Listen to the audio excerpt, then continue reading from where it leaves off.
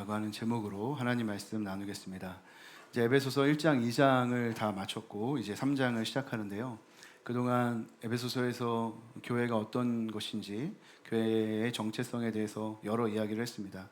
그리고 오늘도 이어서 사실 교회가 어떤 곳인지를 알려주는데요. 3장을 시작하면서 사도 바울이 누구인지, 자기가 누구인지를 말하는 것으로 3장을 시작합니다. 3장 1절에 보니까 이러므로 그리스도 예수의 일로 너희 이방인을 위하여 갇힌 자 된 나 바울이라고 자기 자신을 소개합니다. 이 번역을 조금 더 정확하게 하면 그리스도 예수의 일로 갇힌 자 된 바울은 예수 그리스도의 갇힌 자 바울, 이렇게 되어 있습니다.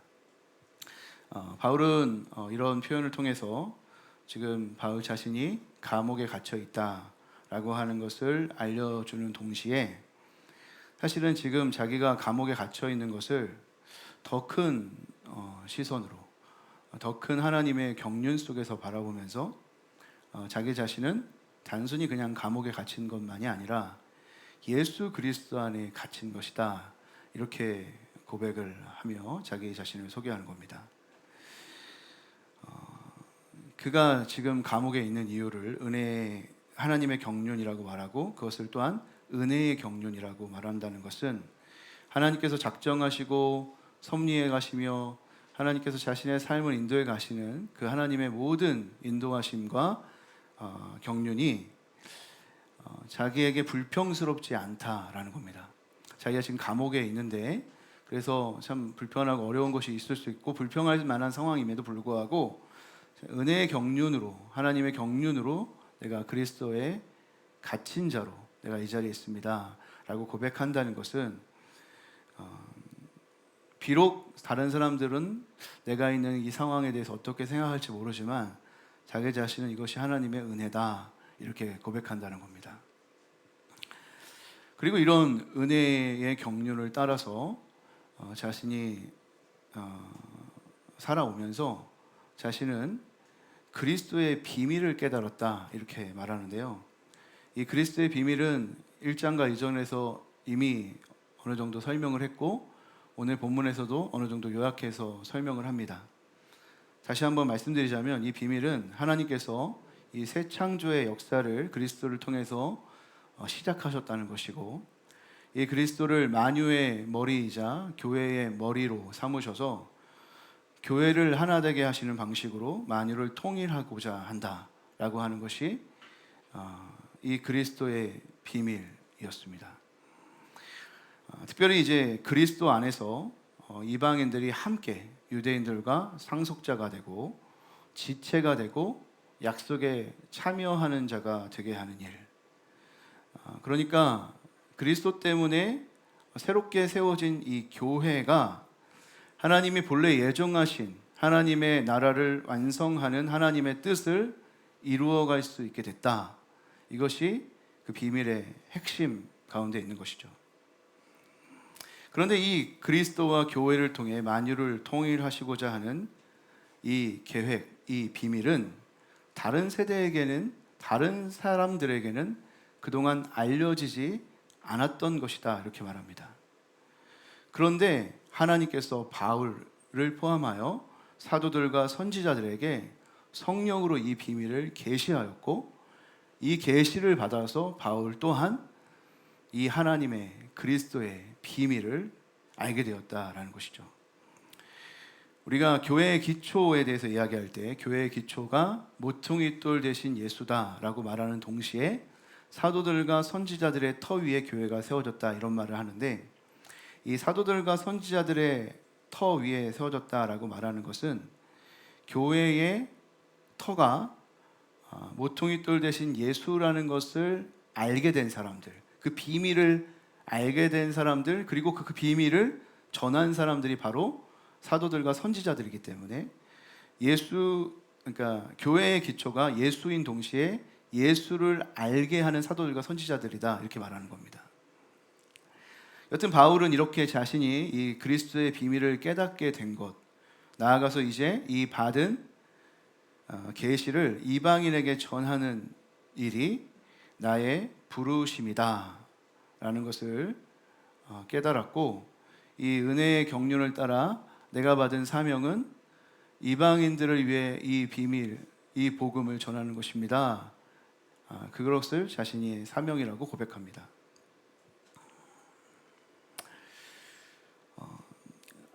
그러니까 사도 바울은 이방인들에게 복음을 전해서 이방인들로 하여금 복음을 듣고 교회가 되게 하고, 그 교회를 통해 이 그리스도, 특별히 하나님의 지혜를 이 세상 가운데 전하는 것이 자신의 사명이다, 이렇게 여긴 것이죠. 왜냐하면 교회를 세워야만 교회를 통해 하나님의 지혜가 이 세상에 알려질 수 있다, 이렇게 바울은 생각하기 때문입니다. 에베소 3장 10절 말씀을 보면 그것을 알 수 있는데요, 우리 한번 에베소 3장 10절 말씀 읽겠습니다. 이는 이제 교회로 말미암아 하늘에 있는 통치자들과 권세들에게 하나님의 각종 지혜를 알게 하려 하심이니. 그러니까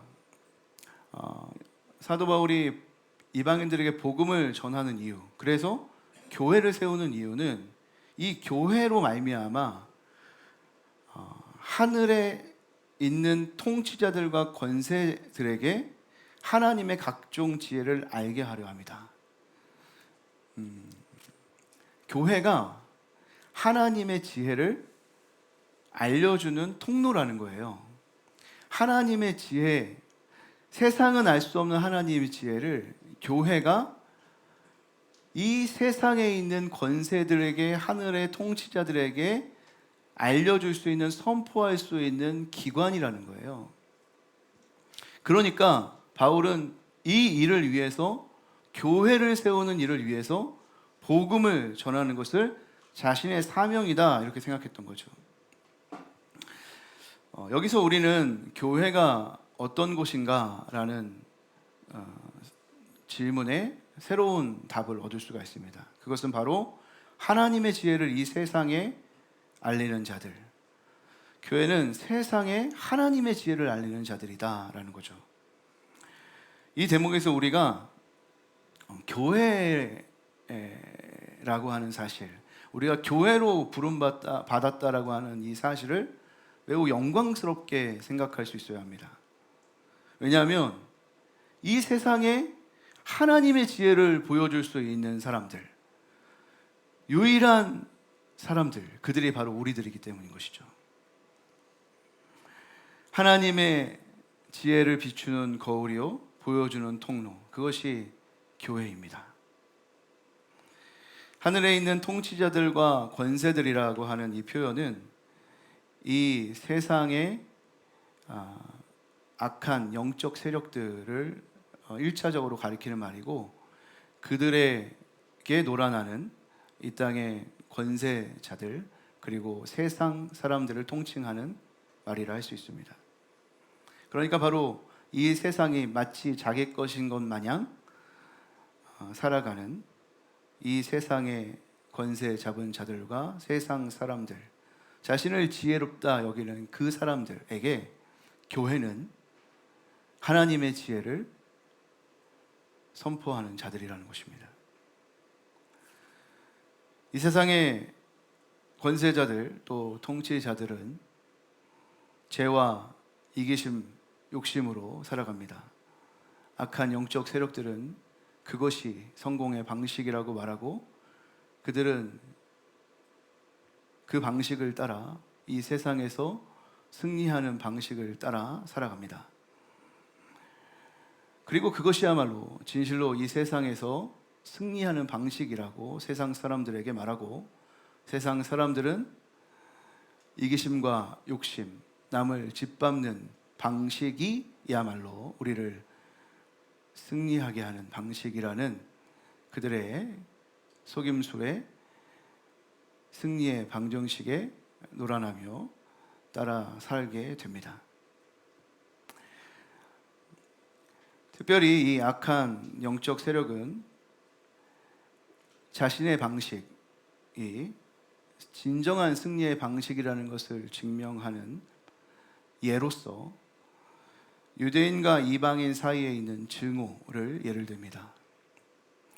유대인과 이방인 사이에 있는 그 증오야말로 사람들이 얼마나 이기심 가득한, 욕심 가득한, 자기 자신만을 아는, 그리고 그런 방식이야말로 얼마나 자기 자신을 위대하게 하는가라는 것을 보여주는 좋은 예가 된다고 말하는 것이죠. 그러니까 이 세상의 통치자들과 권세자들은 자신이 마치 승리자인 것처럼 환호한다는 것입니다. 그러나 하나님은 그들이 자랑하는 승리가 곧 패배가 될 수 있게 하실 것입니다. 하나님은 그들을 제압하실 것이고 반드시 승리하실 것이죠. 그리고 그 반드시 승리할 것을 보여주는, 보증하는 증표, 그것은 그리스도 안에서 한몸된 교회입니다. 하나님은 반드시 승리하신다는 것을 보증하시기 위해 하나님이 새롭게 창조하신 하나님의 새로운 백성들, 교회를 이 땅에 두시는 것입니다.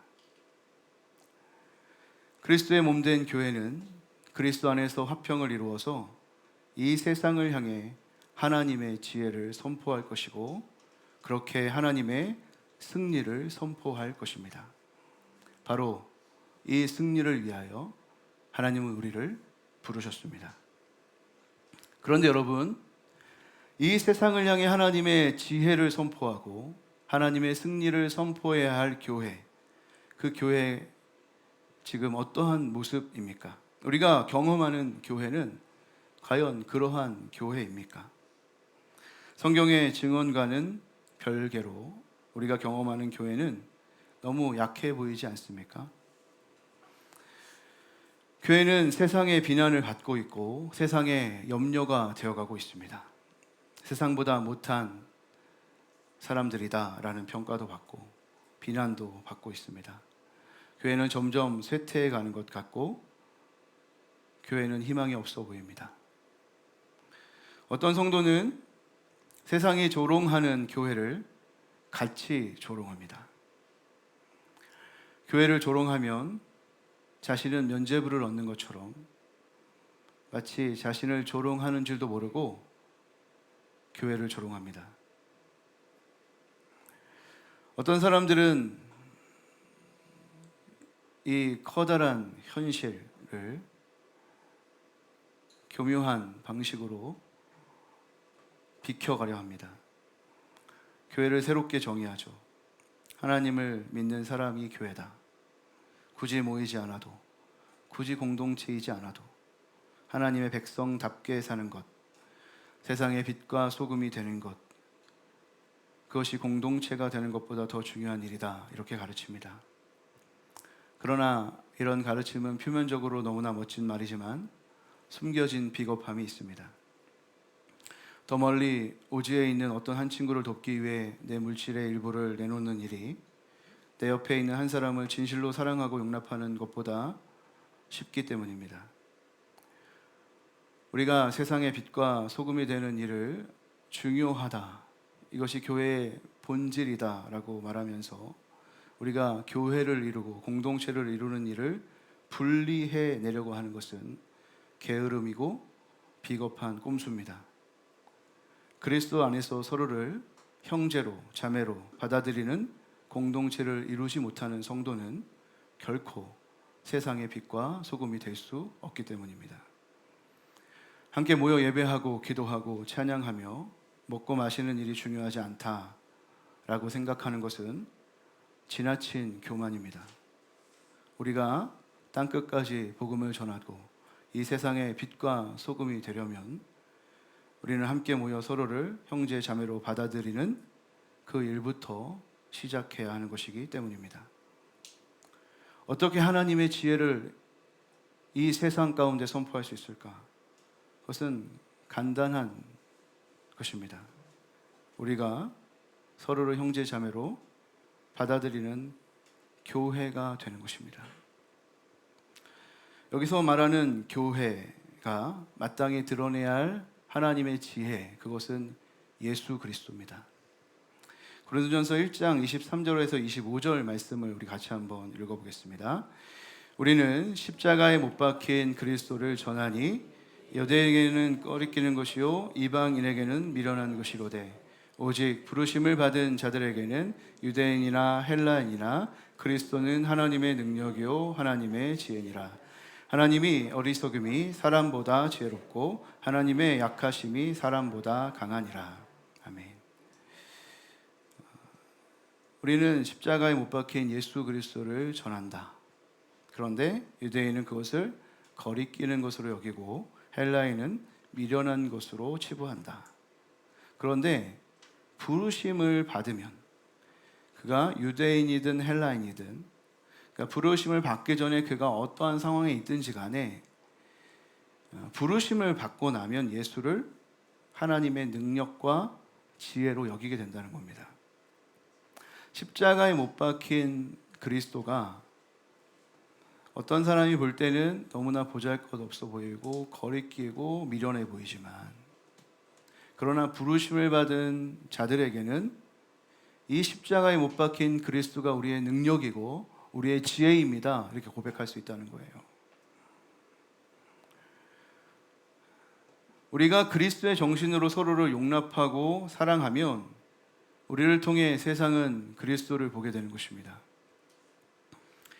하나님이 다른 방법으로 얼마든지 하나님의 지혜를 이 세상에 나타낼 수 있고, 얼마든지 그리스도를 다른 방식으로 이 세상에 나타낼 수 있겠지만, 하나님은 이 세상에 하나님의 지혜 그리스도를 보여주는 방식으로 교회를 선택하신 것입니다.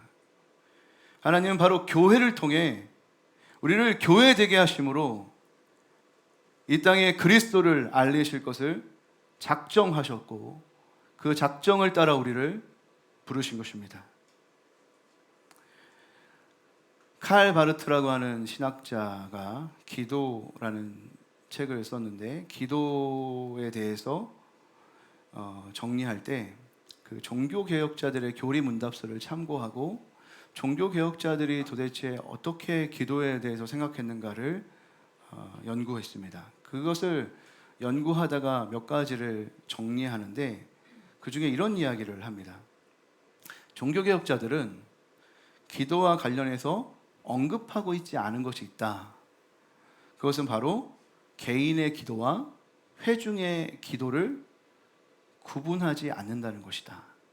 그러니까 종교개혁자들은 개인의 기도와 회중의 기도를 구별하면서 개인의 기도는 어떻게 해야 되고 회중의 기도는 어떻게 해야 됩니다, 이렇게 하지 않는다는 거예요. 왜냐하면 성도 개인, 그 개인은 언제나 공동체 안에서 자기 자신을 인식했다라는 겁니다. 한 개인으로서의 성도가 따로 있고, 또 구별되는 공동체로서의 성도들이 있는 것이 아니라, 언제나 성도는 그리스도 안에서 함께 부름받은 성도들의 하나로서 자기 자신을 인식했다는 거예요. 그러니까 회중과 함께 기도할 때도, 그가 혼자 따로 떨어져 집에서 기도할 때도 그가 기도하는 기도는 우리의 기도였다는 거예요.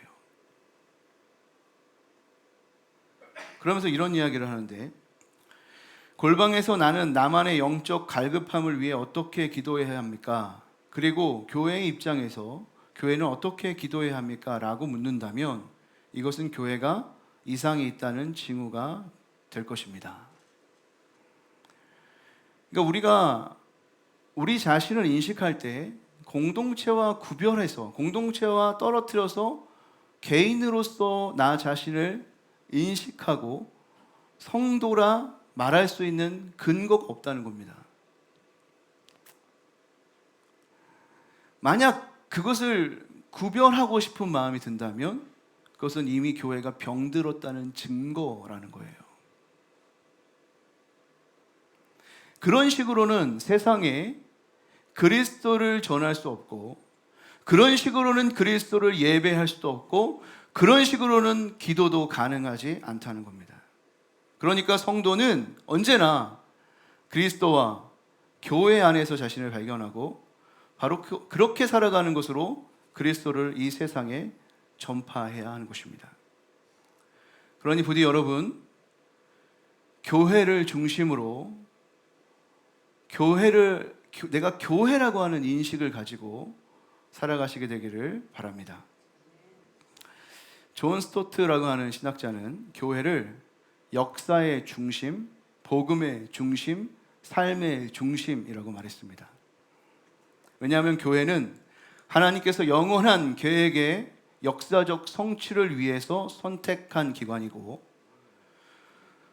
단지 하나님과 사람을 넘어 사람과 사람, 사람과 피조 세계 모두의 회복을 위해 죽으시고 부활하신 예수 그리스도의 복음을 가장 선명하게 드러내는 기관이며, 결국 우리가 사는 모든 삶의 목적이 교회가 되기 때문에 교회는 역사의 중심, 복음의 중심, 삶의 중심이라고 말하는 것입니다.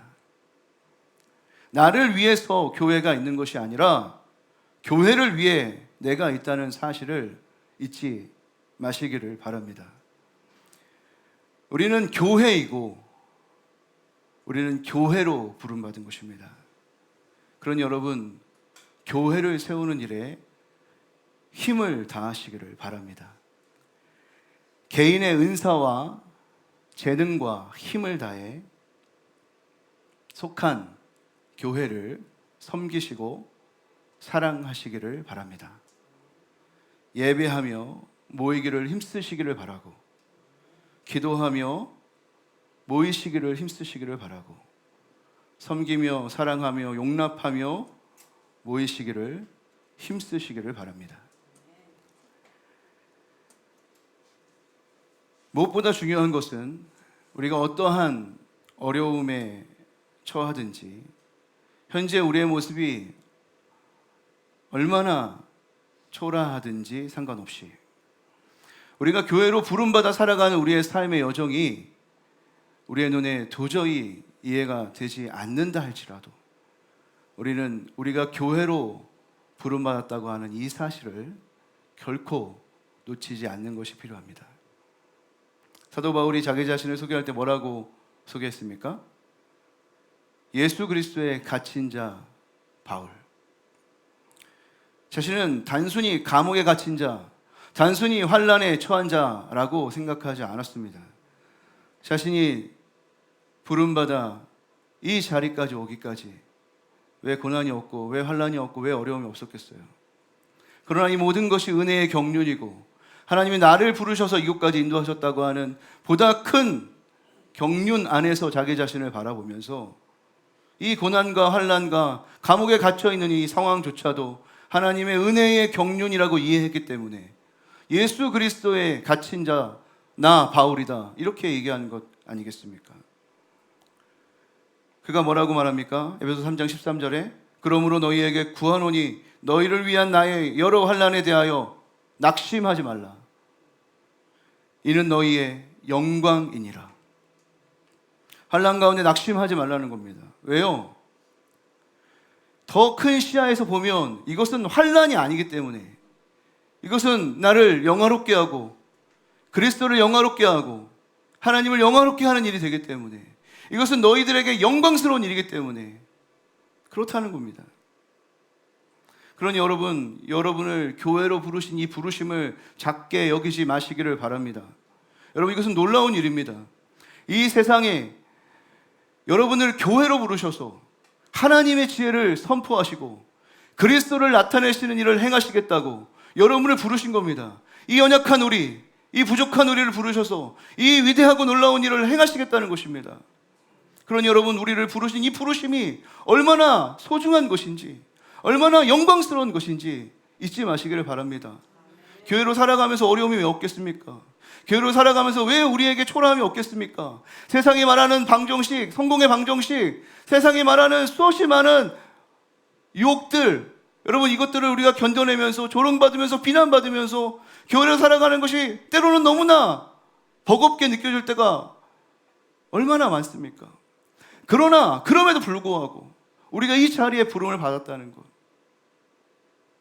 보다 더 큰 범주에서 생각해 보면 이것은 영광스러운 일인 것인 것을 우리가 확신해야 된다는 것입니다.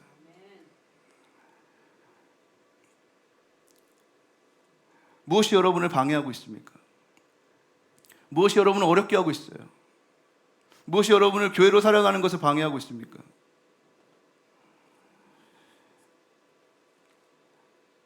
이 세상의 통치자들과 권세들, 그들 배후에서 그들을 조종하는 악한 세력들이 가장 싫어하는 것, 그것은 우리가 모이는 것입니다. 우리가 교회가 되지 못하게 하는 것입니다. 악한 사탄의 세력은 늘 우리를 흩어지게 만드는 것입니다. 그래서 적당히 하라고 말하는 것이고, 너의 안위를 생각하라고 말하는 것이고, 네의 명예를 생각해 보라고 하는 것이고, 너 이렇게 살다 갈 거라고, 이렇게 살다 갈 거냐고 충동하는 것입니다. 제가 여러분들에게 종교적 광신자가 돼서 교회만 나오라고 하는 말이 아닙니다. 우리가 교회로, 공동체로 하나님 부르셨고, 우리가 이렇게 모여야만 진실로 세상에 흩어져서 하나님의 지혜를, 그리스도를 전파하고 선포할 수 있는 사람이 될 수 있기 때문에 그런 것입니다. 우리가 이곳에 힘써 모여 예배하고 기도하고 훈련받고 교제하고 기도하지 않고 어떻게 세상의 빛과 소금이 되고 그리스도를 전파할 수 있겠습니까? 다 속이는 거예요. 모이는 것이 중요하지 않다. 세상의 빛과 소금이 되는 것이 중요하다. 여러분, 모이는 이곳에서 여러분들 세상의 빛과 소금 되지 말고 그냥 우리끼리 잘 먹고 잘 삽시다. 여러분, 교회가 그런 곳입니까? 교회가 그것을 말하기 위해서 모이라고 하는 거예요. 흩어져 살아가는 성도가 그것을 감당할 수 있겠습니까? 혼자 그것을 감당할 수 있겠습니까? 우리가 함께 모여 두세 사람이 예수 그리스도의 이름으로 모여 하나님의 이름으로 모여 기도하는 곳에 내가 그곳에 함께 있겠다 주님 약속하신 이유가 무엇입니까? 모여서 기도하고 모여서 하나님 의지하고 모여서 하나님의 그 은혜와 부르심을 생각하고 다시 힘을 얻어야 이 세상 가운데 가서 그리스도의 사람으로 그리스도를 나타내는 사람 되지 않겠습니까? 우리가 교회로 부름받아 살아가는 이 시간에 환난도 있고 고난도 있고 어려움도 있을 것입니다.